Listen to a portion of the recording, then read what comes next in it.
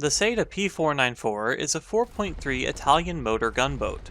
Being the first ship in War Thunder with anti-ship missiles, it's certainly an interesting one to talk about. The Saetta P-494 is an MC-590 class motor gunboat. Two of the ships were launched in 1956, Freccia P-493 and Saetta P-494. Future orders and development of the class was cancelled in 1972 due to the Sparviero class patrol boat, which I've covered previously.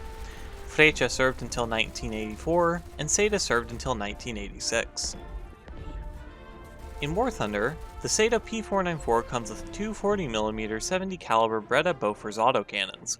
With an excellent rate of fire of 300 rounds per minute and pretty good dispersion, the Breda Bofors autocannon can put out consistent damage against ships at medium to close ranges. While the gun can overheat, it takes roughly 35 seconds of continuous fire to jam, so in most circumstances this shouldn't be a major problem. Just let off the trigger for a few seconds when they're getting too hot to control the dispersion, and you should be fine. The Breda Bofors gets two ammo belts, a full belt of HEIT and a full belt of HEIT with VT fuses. Neither belt has any armor-piercing ammunition. The first belt is best for fighting off other ships, as it has the highest HE filler per shell. The VT fuse belt has a lower amount of HE filler, but can air burst against planes in a short radius.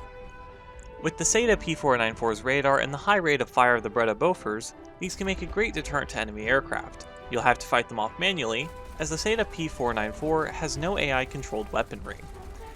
However, it does get a secondary weapon that makes it stand out amongst all other ships in War Thunder, the 8.1-inch Nettuno rocket launcher, or Seakiller Mark I.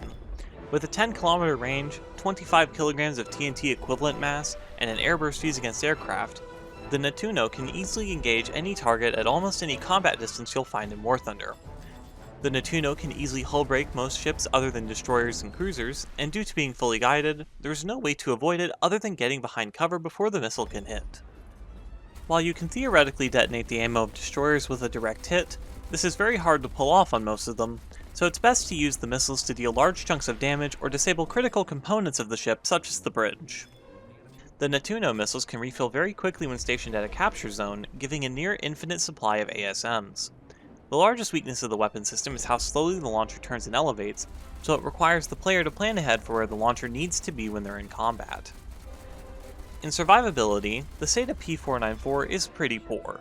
With 36 crew and no notable armor, most ships it faces can kill it quite quickly with either a few shell hits or a burst of cannon fire. The mobility is a bit better. The top speed of 74 km/h is pretty good, along with good turning and average acceleration. It's overall above average, though nothing too special in this department. Overall, the playstyle of the Saetta is very reliant on its high firepower. You can play it in one of two ways. The first is as a high-speed brawler relying on the high DPS of the 40mm cannons to beat most ships in direct combat, killing them before they can properly fight back. This requires very fast play and target prioritization, but when done right, you can easily rack up some high kill games and carry matches. Just be warned, this won't work against destroyers, so it's better not to play this way in up tiers. The second way to play is as a long-range sniper, taking out unsuspecting targets with the powerful Nettuno missile from a safe distance. Most non-destroyer cruiser ships can't even fight back against this tactic, effectively giving you free kills if you can hit with the missiles. You can also cover allied ships by using the missiles as SAMs, which both supports your teams and gives some easy free kills by attacking vulnerable aircraft.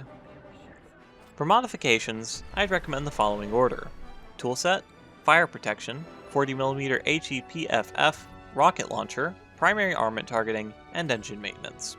For crew skills, prioritize Leadership, Crew Interchangeability, Fire Prevention, and Ship Control. As far as grinding the ship goes, it's a tier 2 that costs 270,000 RP, which is an absolute pain. It takes a very long time to unlock, so if your goal is larger ships or an effective grinder, I would say to just skip it. If you're looking for a fun ship and don't mind the long grind to get one, this is it. Thank you for watching. Don't forget to like, comment, and subscribe for more naval content.